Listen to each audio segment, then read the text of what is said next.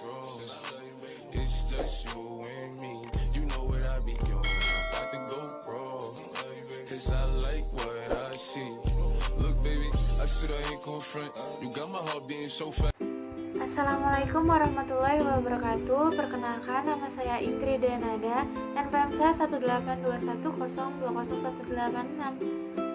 Assalamualaikum warahmatullahi wabarakatuh. Perkenalkan, nama saya Rati Permatasari, NPM saya 18210200203. Izin memperkenalkan diri, nama saya Purwendi, NPM 1721020079.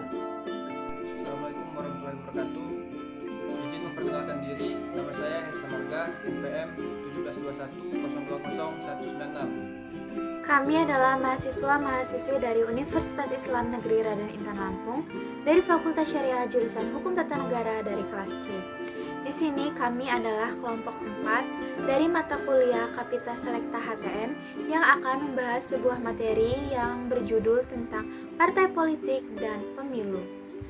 Nah, materi yang pertama akan dijelaskan oleh saya sendiri, yaitu materi yang pertama adalah tentang sejarah partai politik. Partai politik pertama-tama lahir di negara-negara Eropa Barat. Pada awal perkembangannya, pada akhir dekade 18-an, di negara-negara barat seperti Inggris dan Prancis, kegiatan politik dipusatkan pada kelompok-kelompok politik dan parlemen. Pada akhir abad ke-19 lahirlah partai politik yang pada masa selanjutnya berkembang menjadi penghubung antara rakyat di satu pihak dan pemerintahan di pihak lain, yang sering disebut dengan partai massa. Selanjutnya berkembang menjadi partai bersandar pada suatu asas atau ideologi tertentu, seperti sosialisme, fasisme, komunisme, Kristen Demokrat, dan sebagainya. Pada masa menjelang Perang Dunia I telah timbul klarifikasi partai berdasarkan ideologi dan ekonomi, yaitu partai kiri dan partai kanan. Selanjutnya ada pembahasan tentang fungsi partai politik. Fungsi partai politik terbagi menjadi beberapa. Yang pertama itu ada fungsi di negara demokrasi, sebagai sarana komunikasi politik, sarana sosialisasi politik, sarana rekrutmen, dan sarana pengatur konflik. Di fungsi negara otoriter, sarana komunikasi politik partai menyalurkan informasi untuk mengindoktrinasikan masyarakat dengan informasi yang menunjang usaha pimpinan partai. Dan fungsi di negara berkembang, sebagai fungsi agak sukar dilaksanakannya sebagai jembatan antara yang memerintah dan yang diperintah. Selanjutnya ada pembahasan tentang klasifikasi partai politik, yaitu menurut Muhammad Kusnardi dan Bintan R. Saragi, berdasarkan jumlah partai politik yang mempunyai kekuatan sebagai major party dikenal dengan sistem partai tunggal atau sistem satu partai, sistem dwi partai atau sistem dua partai, dan sistem multipartai atau banyak partai.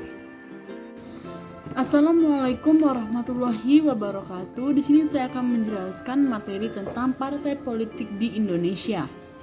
Umumnya dianggap bahwa partai politik adalah sekelompok manusia terorganisir yang anggota-anggotanya sedikit banyak mempunyai orientasi, nilai-nilai, serta cita-cita yang sama dan mempunyai tujuan untuk memperoleh kekuasaan politik serta mempertahankannya guna melaksanakan program yang telah diterapkannya. Akan tetapi, pola kepartaian yang telah terbentuk di zaman kolonial kemudian dilanjutkan dan menjadi landasan untuk terbentuknya pola sistem multipartai di zaman merdeka. Menyerangnya Hindia Belanda kepada tentara Jepang yang disusul dengan kalahnya tentara Jepang membulatkan tekad kita untuk melepaskan diri baik dari kolonialisme Belanda maupun dari fasisme Jepang dan mendirikan suatu negara modern yang demokratis. Seiring dengan usaha untuk membentuknya badan-badan aparatur negara, timbul juga hasrat di beberapa kalangan untuk mendobrak suasana politik otoriter dan represif yang telah berjalan selama 3,5 tahun penduduk Jepang ke arah kehidupan yang demokratis. Hal ini terjadi dalam beberapa tahap. Masyumi yang merupakan satu-satunya organisasi yang dalam masa rezim Jepang dibolehkan mengadakan kegiatan sosial telah memanfaatkan kesempatan tersebut untuk berorganisasi secara efektif.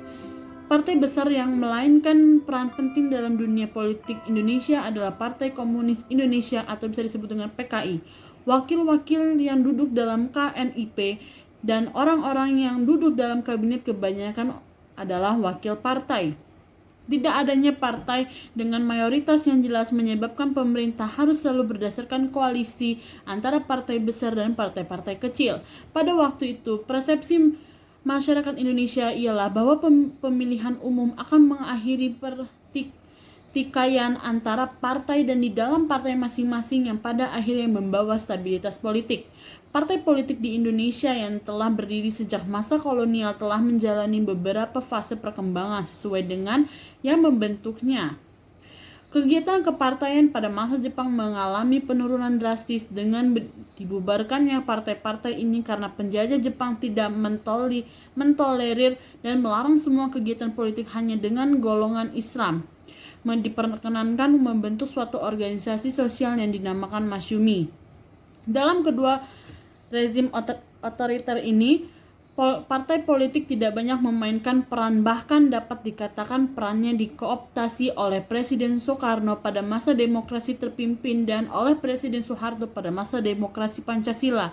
Atas dasar itu, pemerintah yang dipimpin oleh B.J. Habibie dan parlemen mengeluarkan Undang-Undang Nomor 2 Tahun 1999 tentang partai politik. Perubahan yang didambakan ialah mendirikan suatu sistem di mana partai-partai politik tidak mendominasi kehidupan secara berlebihan, akan tetapi yang juga tidak memberi peluang kepada eksekutif untuk menjadi terlalu kuat, atau sebaliknya, kekuatan eksekutif dan legislatif diharapkan menjadi setara sebagaimana dalam Undang-Undang Dasar 1945. Sistem pemilihan umum. Pemilihan umum merupakan salah satu sarana untuk menegakkan tatanan demokrasi, kedaulatan rakyat yang berfungsi sebagai alat menyehatkan, menyempurnakan demokrasi, bukan sebagai tujuan demokrasi. Pengertian lain dikemukakan oleh Parulian Donald yang menyebutkan bahwa pemilihan umum bukanlah segala-galanya menyangkut demokrasi. Pemilihan umum hanyalah merupakan sarana pelaksana asas demokrasi dan sendi-sendi demokrasi. Tetapi sekalipun demikian, pemilihan umum memiliki arti sangat penting dalam proses dinamika negara. Sistem pemilihan umum dapat dibedakan menjadi dua, yaitu sistem pemilihan mekanis dan sistem pemilihan organis. Sistem pemilihan mekanis menurut Wolhoff, rakyat dipandang sebagai massa individu-individu yang sama. Individu-individu ini sebagai pengendali hak aktif dalam masing-masing mengeluarkan satu suara dalam tiap pemilihan untuk satu lembaga perwakilan. Sistem satu suara dalam tiap pemilihan untuk satu lembaga perwakilan. Sistem pemilihan mekanis biasanya dilaksanakan dengan dua sistem pemilihan umum, yaitu sistem proporsional dan sistem distrik. 2. Sistem pemilihan organis. Sistem pemilihan organis atau organisme rakyat dipandang sebagai sejumlah individu yang hidup bersama-sama dalam beraneka warna persekutuan hidup. Bersama-sama dalam warna persekutuan hidup seperti genealogi, rumah tangga, dan teritorial, desa, kota, atau daerah. Fungsional, spesial, cabang industri, lapisan-lapisan. Masyarakat dilihat sebagai suatu organisme yang terdiri dari organ-organ yang memiliki kedudukan dan fungsi tertentu dalam totalitas organisme seperti komunitas atau persekutuan hidup. Setelah diadakan perubahan Undang-Undang Dasar 1945, masalah pemilihan umum diatur secara rinci dalam pasal 22E Undang-Undang Dasar Negara Republik Indonesia pada bab 7B tentang pemilihan umum yang berbunyi: 1. Pemilihan umum diselenggarakan secara langsung, umum, bebas, dan adil setiap 5 tahun sekali. Kedua, pemilihan umum diselenggarakan untuk memilih anggota-anggota DPR, DPRD, Presiden dan Wakil Presiden dan DPRD.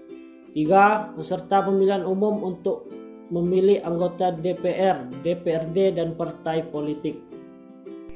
C. Sejarah pelaksanaan pemilu di Indonesia. Sejak Indonesia merdeka hingga sekarang telah berlangsung 10 kali pemilihan umum.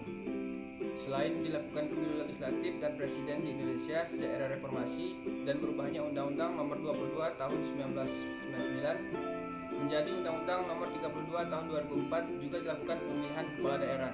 1. Konstitusionalitas pemilu serentak.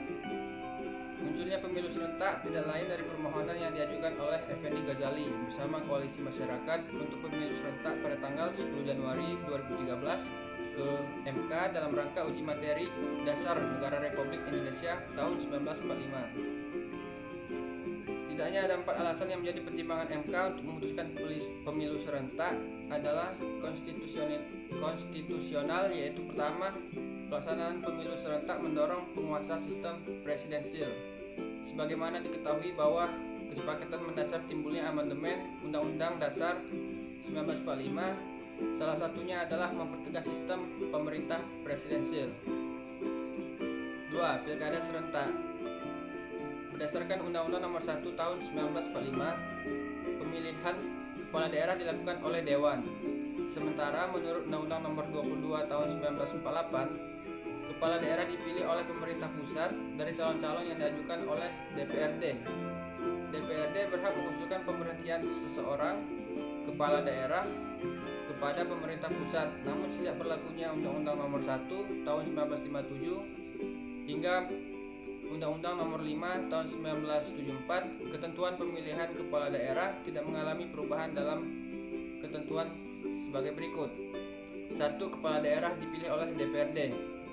2. Kepala daerah tingkat 1 diangkat dan diberhentikan oleh Presiden. 3. Kepala daerah tingkat 2 diangkat dan diberhentikan oleh Menteri Dalam Negeri dan Otonomi Daerah dari calon-calon yang diajukan oleh DPRD yang bersangkutan.